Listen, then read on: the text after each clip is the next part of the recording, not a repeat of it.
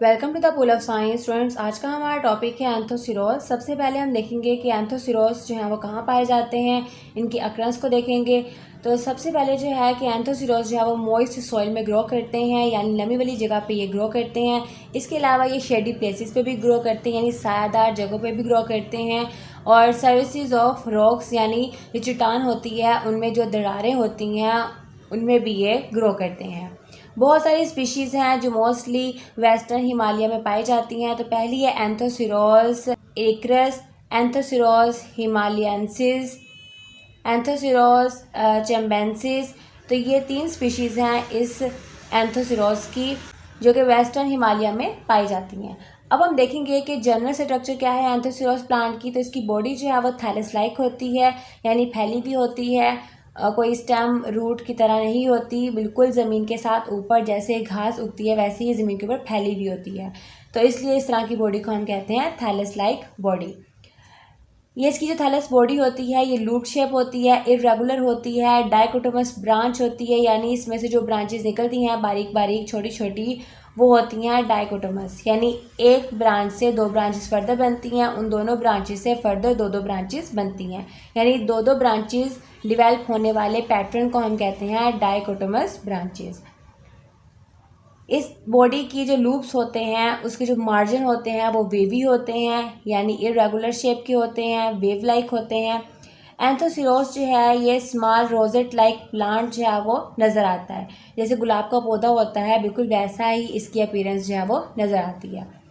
इसके अंदर unicellular rhizoids जो हैं वो पाई जाती हैं थैलस के नीचे वाले हिस्से में, जो कि इसको ज़मीन के साथ अटैच करती हैं।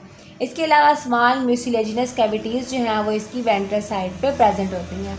वेंट्रल कहते हैं बॉडी की लोअर साइड को, डोर्सल कहते हैं बॉडी की अपर साइड को। तो म्यूसिलेजिनस कैविटीज़ जो हैं वो इसकी बॉडी की लोअर साइड पे पाई जाती हैं। इन कैविटीज़ के अंदर जो है वो कॉलोनीज़ होती हैं, ब्लू ग्रीन एल्गी जो है वो रहते हैं, जैसे कि नोस्टॉक वगैरह, यानी ये कॉलोनीज़ की फॉर्म में इन कैविटीज़ में पाए जाते हैं। इसके अलावा इस प्लांट के अंदर स्टोमेटा लाइक स्मॉल स्लिट्स जो हैं वो पाए जाते हैं इस थैलस की डोर्सल साइड के ऊपर, यानी बॉडी की अपर साइड के ऊपर जहाँ पे सनलाइट पड़ती है वहाँ पे स्टोमेटा लाइक स्ट्रक्चर्स जो है वो पाए जाते हैं, ताकि ये अपनी खुराक जो है वो किसी हद तक खुद तैयार कर सके। म्यूसिलेज जो है वो इसकी कैविटी में से जो है वो ऊज आउट हो जाता है, बाहर निकल जाता है। अब हम देखते हैं कि इंटरनल स्ट्रक्चर क्या है थैलस की। तो इसका जो इंटरनल स्ट्रक्चर है उसमें सबसे पहले जो मेन चीज़ है कि इसमें यूनिफॉर्म टिश्यूज़ पाए जाते हैं पैरेन्काइमा सेल्स के। तो पैरेन्काइमा सेल्स जो हैं वो इसके अंदर ज़्यादा पाए जाते हैं। अब इस थैलस की अपर सरफेस के ऊपर जो पैरेन्काइमा सेल्स होते हैं उनके अंदर क्लोरोप्लास्ट पाया जाता है, क्योंकि उन सेल्स के ऊपर सनलाइट डायरेक्ट पड़ती है तो क्लोरोप्लास्ट वहाँ होते हैं, स्टोमेटा होते हैं, और ये प्लांट ऊपर से जो है वो फोटोसेंसिस करता है। हर सेल के अंदर जो है वो सिंगल क्लोरोप्लास्ट जो है पाया जाता है। हर क्लोरोप्लास्ट के अंदर एक पाइलिनाइड होता है।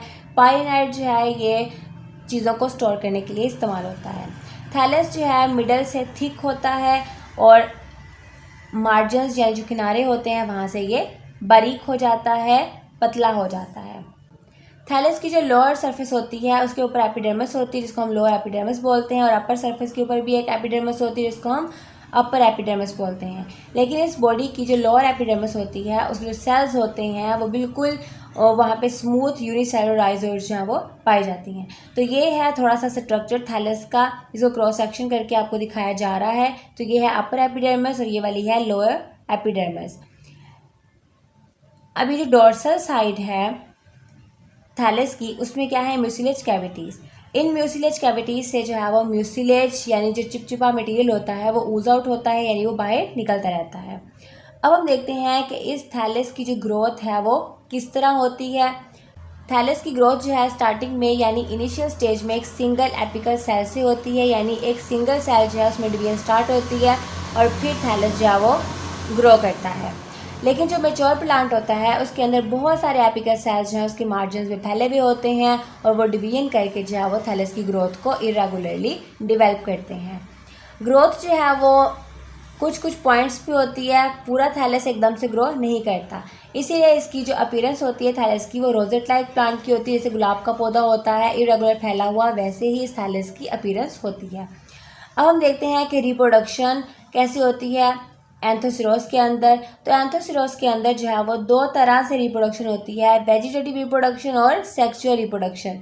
तो पहले हम वेजिटेटिव रिप्रोडक्शन को देखेंगे, उसके बाद हम सेक्सुअल रिप्रोडक्शन को डिटेल से स्टडी करेंगे। तो वेजिटेटिव रिप्रोडक्शन जो है वो 3 तरह से होती है। डेथ ऑफ ओल्डर पार्ट, यानी कोई सा ओल्डर पार्ट जो है थैलस का ब्रेक हो जाता है, ये मर जाता है और वो बॉडी से सेपरेट हो जाता है और फिर वो इंडिपेंडेंटली ग्रो करके न्यू एंथोसिरोस बॉडी जो है वो बना देता है।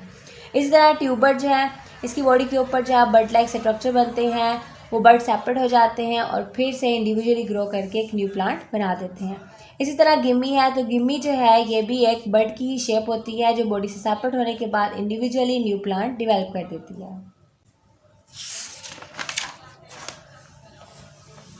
तो यहाँ हम थोड़ा सा और डिटेल में देख लेते हैं, यानी यंगर पार्ट्स जो हैं वो न्यू प्लांट्स बना देते हैं, न्यू थैलस बना देते हैं। ट्यूबर क्या होते हैं कि कुछ थैलस की बॉडी जो है वो ट्यूबर्स बनाती है, वो ट्यूबर्स जो हैं वो फूड उनके अंदर स्टोर होती है जैसे फैट और प्रोटीन, और बाद में ये ट्यूबर्स जो है जर्मिनेट करके दोबारा से न्यू बॉडी बना देते हैं। ट्यूबर्स का जो एक बेनिफिट ये होता है कि ये खुश्की वाले सीज़न में भी लंबे अरसे तक सर्वाइव कर सकती हैं। ट्यूबर जो है बाद में डिटैच हो जाता है, यानी थैलस से अलग हो जाता है और फिर न्यू प्लांट जो है वो डेवलप कर देता है। गिमी जो है ये भी एक किस्म का शॉर्ट स्टाक होता है, एक बर्ड ही होता है जो कि थैलस की अपर सरफेस के ऊपर बना हुआ होता है। उसके बाद ये बर्ड जो है वो सेपरेट होके इंडिपेंडेंटली ग्रो करके न्यू थैलस बॉडी जो है वो बना देता है। तो ये हमारे पास जो स्ट्रक्चर है ये है ट्यूबर्स का। तो ये थैलस का जो है ना एक इरेगुलर सा पार्ट दिखाया जा रहा है आप लोगों को। तो ये है पूरा थैलस, थैलस के ऊपर क्या है ट्यूबर्स और ट्यूबर के पीछे क्या है स्टाक। तो जैसे ये ट्यूबर्स बनेंगे और स्टाक जो है वो डेवलप होगा, उसके बाद मेच्योर होने के बाद या डेड होने के बाद ये दोनों पार्ट सेपरेट हो जाएंगे और इंडिपेंडेंटली ग्रो करके न्यू थैलस बना देंगे। Welcome to the pool of science students. आज हम एंथोसिरोस की सेक्सुअल रिप्रोडक्शन को डिटेल से स्टडी करेंगे। तो एंथोसिरोस जो है ये मोनेशियस भी होता है और डायोशियस भी होता है। मोनेशियस मतलब एक ही प्लांट के ऊपर मेल और फीमेल रिप्रोडक्टिव ऑर्गन ग्रो करते हैं, और डायोशियस मतलब मेल प्लांट अलग होता है, फीमेल प्लांट अलग होता है। तो मेल प्लांट जो है वो स्मॉलर होता है फीमेल प्लांट से, अगर हम डायोशियस स्पीशीज़ की बात करें। लेकिन मोनेशियस स्पीशीज़ में क्या होता है कि एंथ्रीडिया जो है वो पहले बन जाता है एज़ कम्पेयर आर्चिगोनिया से। एंथ्रीडिया जो है वो मेल रिप्रोडक्टिव ऑर्गन होता है प्लांट के अंदर, और आर्चिगोनिया जो है वो फीमेल रिप्रोडक्टिव ऑर्गन होता है प्लांट्स के अंदर। ये दोनों जो सेक्स ऑर्गन्स हैं ये थैलस बॉडी के अंदर जो है वो बहुत अंदर तक डीपली जो है वो एम्बेडेड होते हैं, यानी धंसे हुए होते हैं। अब हम इन दोनों सेक्सुअल ऑर्गन्स को अलग अलग जो है डिटेल से स्टडी करेंगे और इनकी डेवलपमेंट को पढ़ेंगे। तो पहले हम देखते हैं एंथ्रीडिया यानी मेल रिप्रोडक्टिव ऑर्गन। तो ये जो है थैलस के ऊपर जो स्मॉल कैविटीज़ होती हैं, म्यूसिलेज कैविटीज़, उन कैविटीज़ की अपर साइड के ऊपर एंथ्रीडिया डेवलप होता है और ये 2 या 4 ग्रुप में पाया जाता है, यानी ये अकेला सिंगल एंथ्रीडिया नहीं होता, 2 या 4 जो है इकट्ठे एक जगह पे एंथ्रीडिया डेवलप होते हैं। एंथ्रीडियल कैविटीज़ यानी वो कैविटीज़ जहाँ पे एंथ्रीडिया डेवलप होता है वो कम्प्लीटली कवर होता है डबल लेयर ऑफ सेल्स से, यानी कि थैलस जो है वो इस सेक्स ऑर्गन को कम्प्लीटली प्रोटेक्ट करता है। इसके अलावा इसकी कोई आउटसाइड ओपनिंग नहीं होती। हर एंथ्रीडियम जो है वो मल्टी सेलुलर स्टाक के ऊपर बोर्न होता है, यानी मल्टी सेलुलर स्टाक के ऊपर जो है वो डेवलप होता है। मेन बॉडी जो एंथ्रीडियम की होती है वो ग्लूकोज लाइक होती है, यानी आलमोस्ट राउंड बल्ब जैसी होती है। इसके अलावा एक सिंगल सेल्ड यानी थिक जैकेट जो है इसके ऊपर पाई जाती है। एंथ्रीडिया जो है वो इसके अंदर बहुत सारे एंड्रोगोनियल सेल्स होते हैं और ये एंड्रोगोनियल सेल्स जो हैं वो बाद में बाइफ्लेजिलेट एंथ्रोजोइड्स में कन्वर्ट हो जाते हैं। बाइफ्लेजिलेट यानी 2 फ्लेजिला वाले, और एंथ्रोजोइड्स को हम प्लांट्स के अंदर स्पर्म कहते हैं। तो स्पर्म जो है वो क्या है, एंथ्रोजोइड्स हैं। अब हम देखते हैं कि एंथ्रीडिया की डेवलपमेंट जो है एंथोसिरोस में कैसे होती है। पहले हमें इंट्रोडक्शन पढ़ा कि एंथ्रीडिया होता क्या है एंथोसिरोस का। अब हम इसकी डेवलपमेंट जो है वो डिटेल से स्टडी करेंगे। तो एंथ्रीडियम की डेवलपमेंट जो है वो एक सिंगल सुपरफिशियल सेल से होती है, और ये सिंगल सुपरफिशियल सेल जो है वो थैलस की बॉडी से एक सेल होता है जिसके अंदर एबिलिटी होती है फर्दर डिवाइड करने की और एंथ्रीडिया डेवलप करने की। तो ये जो सेल होता है इसमें डिवीजन होती है, ट्रांसवर्स डिवीजन होती है, और ये 2 सेल बनाता है, आउटर और इनर सेल। इनर सेल जो है वो एंथ्रीडियल इनिशियल के तौर पे एक्ट करता है और एक स्पेस जो है वो इन दोनों सेल्स के दरमियान में डेवलप हो जाती है।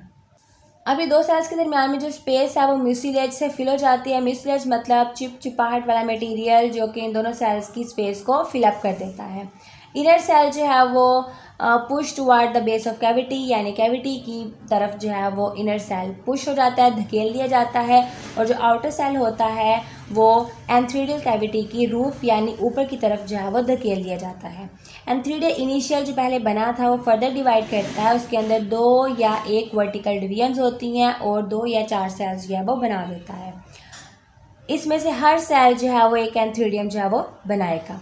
अब एंथ्रीडियल सेल जो है वो फर्दर उसके अंदर ट्रांसवर्स डिवीजन होगी और वो प्राइमरी स्टॉक सेल बनाएगा बेस में यानी कि बॉटम में, और प्राइमरी एंथ्रीडियल सेल बनाएगा टॉप के ऊपर यानी अपर साइड पे। अब प्राइमरी स्टॉक सेल जो है वो फर्दर डिवाइड करके क्या बना देगा, मल्टी सेलुलर स्टॉक बना देगा। और जो प्राइमरी एंथ्रीडियल सेल है वो पहले डिवाइड करेगा, इसके अंदर 2 वर्टिकल डिवीजन्स होंगी और ये 4 सेल्स का एक ग्रुप बना देगा। अब 1 या मोर ट्रांसवर्स डिवीजन्स जो है इसी के अंदर होंगी और ये 2 या 3 टायर्स ऑफ 4 सेल्स, यानी अब ये टायर बनेंगे। तो अब टायर जो है ये आपको डायग्राम से वाजे हो जाएंगे कि मैं टायर जो है वो किनको कह रही हूँ। तो 4 सेल्स के 2 या 3 टायर्स बन जाएंगे। अब इन सेल्स के अंदर जो है वो पेरिक्लाइनल डिवीजन होगी यानी इर्रेगुलर डिवीजन होगी, आउटर साइड पे भी और इनर साइड पे भी, लेकिन मिडल में नहीं। तो इट प्रोड्यूस सेंट्रल एंडोगोनियल सेल। इन तमाम सेल्स के अंदर चाहे पेरिक्लाइनल डिवीजन होगी यानी इर्रेगुलर डिवीजन होगी आउटर एंड इनर सेल्स में, और ये सेंटर में एंडोगोनियल सेल्स बना देंगे और पेरिफेरी यानी साइड पे जैकेट सेल्स बना देंगे। अब जैकेट सेल्स जो है ये फर्दर डिवाइड करके एक सिंगल लेयर्ड वॉल बना देंगे एंथ्रीडियम की, और एंडोगोनियल सेल्स जो है वो क्या बना देंगे, मैस ऑफ एंड्रोसाइड्स या फिर एंथ्रोजोइड्स मदर सेल्स बना देंगे। अब इन मदर सेल्स से क्या होगा, यही कन्वर्ट होके हर मदर सेल कन्वर्ट हो जाएगा सिंगल एंथ्रोजोइड के अंदर यानी एक सिंगल स्पर्म के अंदर। एंथ्रीडियल कैविटी की जो रूफ होगी, जो छत होगी और जो एंथ्रीडियल वॉल होगी वो रप्चर हो जाएगी, ब्रेक हो जाएगी और इसमें से सारे एंथ्रोजोइड्स यानी स्पर्म जो है वाटर में रिलीज हो जाएंगे। तो इस तरह जो है वो एंथ्रीडियम की डेवलपमेंट होती है एंथोसिरोस में। तो अब हम डायग्राम से देख लेते हैं कि एंथ्रीडियम की डेवलपमेंट कैसे होती है। तो ये हमारे पास है थैलस से ही एक सिंगल सुपरफिशियल सेल जो कि वाजे है, फर्दर डिवीजन इसी में होगी। अब इसमें सबसे पहले क्या होगी, ट्रांसवर्स डिवीजन होगी, 2 सेल बन जाएंगे आउटर एंड इनर सेल। अब जो आउटर सेल है वो रूफ बना देगा और इनर सेल जो है वो किसके तौर पे एक्ट होगा, एंथ्रीडियल इनिशियल के तौर पे एक्ट होगा। अब ये जो इनर सेल है एंथ्रीडियल इनिशियल, ये जो है थोड़ा सा गेमेटोफाइट टिश्यूज के अंदर धंसा गया है और रूफ जो है वो थोड़ा सा अपर हो गया है। अब सारी डिवीजन जो है वो इस एंथ्रीडियल इनिशियल के अंदर होगी क्योंकि रूफ जो है वो बन चुकी है, यहाँ पे अपर सेल का काम ख़त्म हो गया। एंथ्रीडियल इनिशियल के अंदर 2 या 4 वर्टिकल डिवीजन्स होंगी और क्या बन जाएंगे, 2 to 4 सेल्स बन जाएंगे। तो ये हमारे पास बन गए 2 to 4 सेल। रूफ को वैसे ही आपने लेबल कर लेना है। अब ये जो 2 या 4 सेल्स हैं ये हर एक जो है वो किसके तौर पे काम करेगा, एंथ्रीडियम बनाने में काम करेगा। लेकिन मैं यहाँ आपको एक सेल ही आगे लेके जा रही हूँ ताकि आपको इजीली समझ आ जाए। चाहे तो आप चारों सेल से 4 एंथ्रीडियम जो है इसके अंदर बना सकते हैं, बट इजी के लिए मैंने एक सेल आगे लिया है। तो इन 2 या 4 सेल्स में से एक सेल जो है उसमें फर्दर डिवीजन होगी और अपर सेल बन जाएगा, लोअर सेल बन जाएगा। लोअर स्टॉक होगा जिसको हम प्राइमरी स्टॉक सेल कहेंगे और अपर वाला जो है वो प्राइमरी एंथ्रीडियल सेल होगा। अब जो स्टॉक सेल था प्राइमरी स्टॉक सेल, उसमें मल्टीपल डिवीजन्स होंगी और मल्टी सेलुलर स्टॉक बन जाएगा। और जो अपर सेल था अभी उसका नाम वैसे ही हमने रखा हुआ है, उसमें कोई डिवीजन नहीं की, प्राइमरी एंथ्रीडियल सेल। अब डिवीजन किस में होगी, प्राइमरी एंथ्रीडियल सेल में होगी क्योंकि स्टॉक भी बन चुका है, रूफ भी बन चुकी है और अब प्राइमरी एंथ्रीडियल सेल बाकी रह गया है। प्राइमरी एंथ्रीडियल सेल के अंदर 2 वर्टिकल डिवीजन्स होंगी और 1 ट्रांसवर्स डिवीजन होगी और बन जाएंगे 3 टायर्स ऑफ सेल्स। ठीक है, तो 2 और 3 टायर्स ऑफ 4 सेल्स जो है वो बन जाएंगे। अब यहाँ पे आपको जो है ना 2-2 सेल्स नज़र आ रहे हैं 3 टायर के अंदर। 2-2 जो है इसकी बैक साइड पे हैं जो कि हम ड्रा नहीं कर सकते, इसीलिए आपने बस उसको फ़र्ज़ करके चलना है कि 4-4 सेल्स के 2 और 3 टायर्स जो हैं वो बन गए हैं। स्टॉक को वैसे लेबल कर लेना है, रूफ भी वैसी लेबल रहेगी। अब 2 to 3 टायर्स ऑफ सेल्स जो हैं इनके अंदर पेरिक्लाइनल डिवीजन होगी यानी इर्रेगुलर डिवीजन होगी इन सब सेल्स के अंदर और बन जाएगी आउटर साइड पे जैकेट लेयर और इनर साइड पे mass of androcytes mother cells. Stalk वैसे का वैसे रहेगा, रूफ भी वैसे की वैसी रहेगी। अब हर जो एंथ्रोजोइड्स मदर सेल है, ये हर एक सेल कन्वर्ट हो जाएगा बाईफ्लैजिलेट एंथ्रोजोइड्स यानी स्पर्म के अंदर, और फिर रूफ भी रप्चर हो जाएगी, जैकेट लेयर भी रप्चर हो जाएगी, और ये सारे एंथ्रोजोइड्स यानी स्पर्म जो है ये वाटर में रिलीज हो जाएंगे।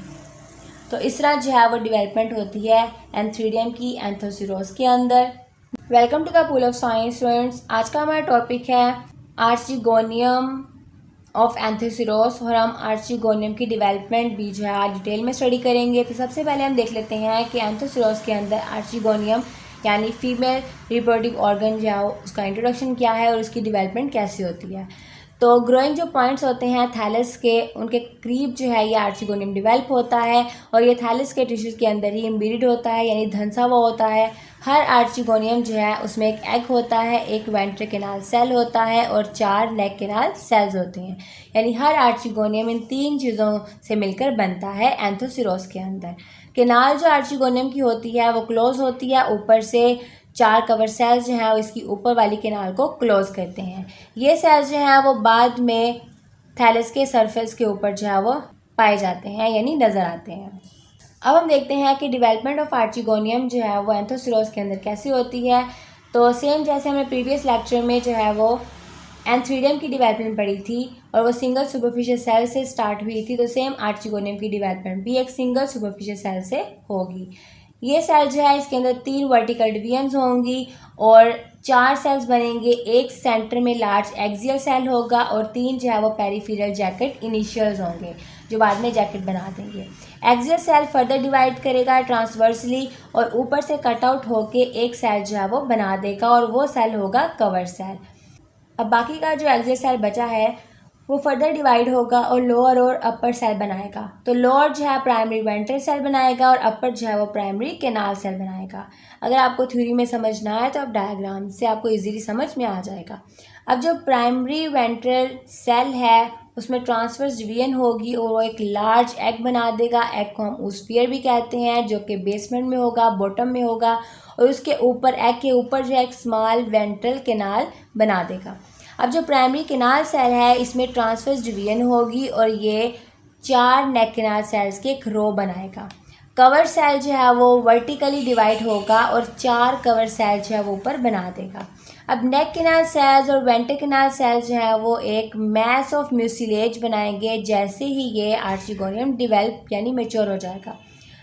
अब इसके अलावा जैसे ही इसमें मेच्योरिटी होगी तो इसकी ऊपर जो है एक ओपनिंग बन जाएगी जहाँ से एंथ्रोजोइड्स जो हैं वो इजीली एग तक पहुँच सकेंगे और एग को फर्टिलाइज कर सकेंगे। तो हम डायग्राम से अब देख लेते हैं कि आर्चिगोनियम की डेवलपमेंट जो है वो कैसे होती है। तो यह है सिंगल सुपरफिशियल सेल, इसके अंदर 3 वर्टिकल डिवीजन्स होंगी और 4 सेल्स बनेंगे। सेंटर वाला लार्ज एक्सियल सेल और साइड वाले 3 पेरिफेरल जैकेट इनिशियल। अब जो 3 पेरिफेरल जैकेट इनिशियल हैं वो क्या बना देंगे, वो जैकेट लेयर बना देंगे और जो एक्सियल सेल है वो ऊपर से कट आउट होके कवर सेल बना देगा और नीचे से बाकी हिस्सा इसका 2 पार्ट में फिर कवर अप हो जाएगा और बनाएगा बॉटम वाला लोअर प्राइमरी वेंट्रल सेल और अपर वाला प्राइमरी केनाल सेल, और सबसे ऊपर टॉप पे कवर सेल तो है वो बन गया है। तो कवर सेल को हम बाद में देखेंगे, पहले हम देखते हैं लोअर प्राइमरी वेंट्रल सेल को।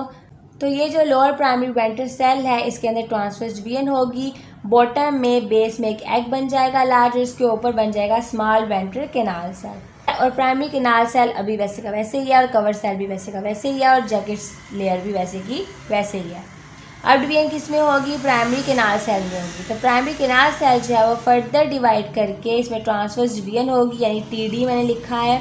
तो ट्रांसवर्स डिवीजन होगी और 4 नेक केनाल सेल्स बन जाएंगे। तो ये 4 नेक केनाल सेल्स आपको नज़र आ रहे हैं, ऊपर है कवर सेल, नीचे है 4 नेक केनाल सेल, उसके बाद स्मॉल वेंट्रल केनाल सेल और बॉटम में एग, और बाहर क्या है जैकेट लेयर। अब होगा क्या कि कवर सेल आप डिवाइड करेंगे तो कवर सेल जो है वो डिवाइड करके 4 जो है वो कवर सेल बना देगा, इसमें वर्टिकल डिवीजन होगी और 4 कवर सेल्स बन जाएंगे। अब यहाँ पे आपको 2 कवर सेल जो है नज़र आ रहे हैं, 2 जो है इसकी बैक साइड पे हैं जो हम ड्रा नहीं कर सकते, तो इसीलिए आपने बस फर्स्ट समझना है कि यहाँ पे 4 कवर सेल्स बन गए हैं।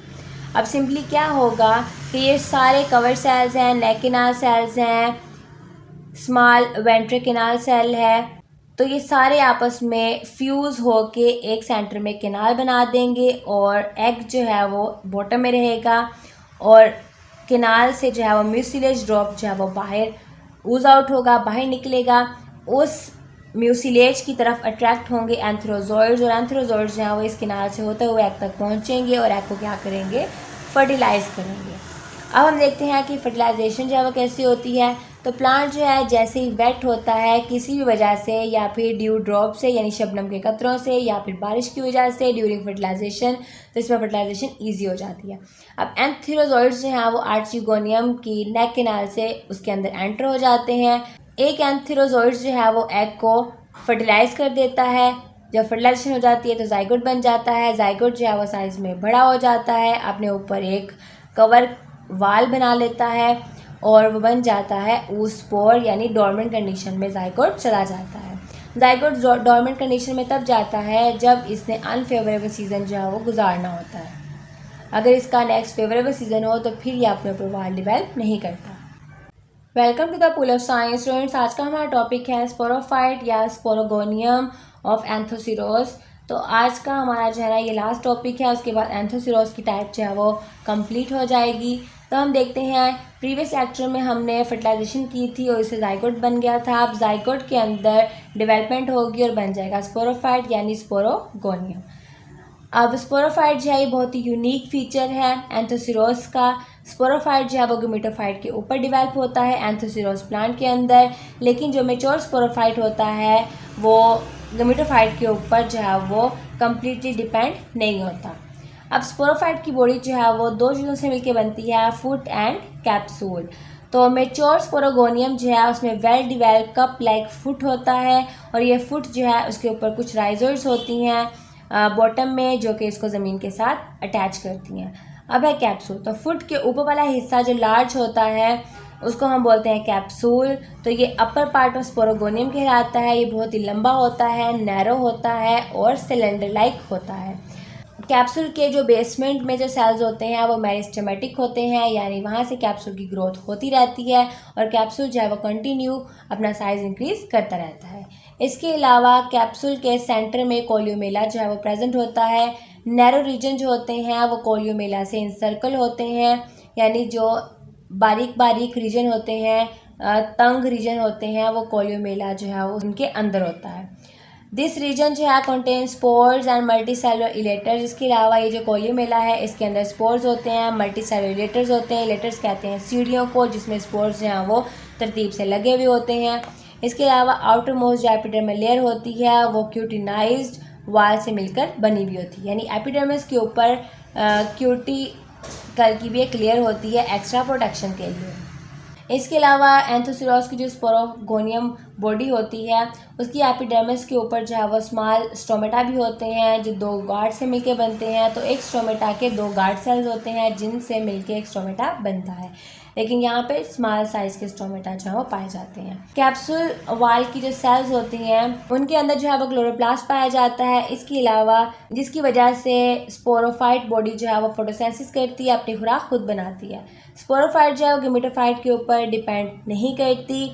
मेच्योर स्पोरोगोनियम की जो वाल होती है वो टिप से या एपिक से यानी टॉप से जो है मिडल से रप्चर हो जाती है और दो हिस्से जो है वो बन जाते हैं इस बॉडी के। जब दरमियान से ये बॉडी ब्रेक होती है तो कोलियोमेला जो है वो हवा में एक्सपोज हो जाते हैं, नज़र आना शुरू हो जाते हैं और हवा से जो है उन कोलियोमेला में जो इलेटर्स होते हैं यानी जो सीढ़ियाँ होती हैं जहाँ पे स्पोर्स जुड़े हुए होते हैं वो स्पोर्स हवा से वहाँ से बिखर जाते हैं। अब हम देखते हैं कि डेवलपमेंट ऑफ स्पोरोगोनियम एंथोसिरोस के अंदर किस तरह होती है।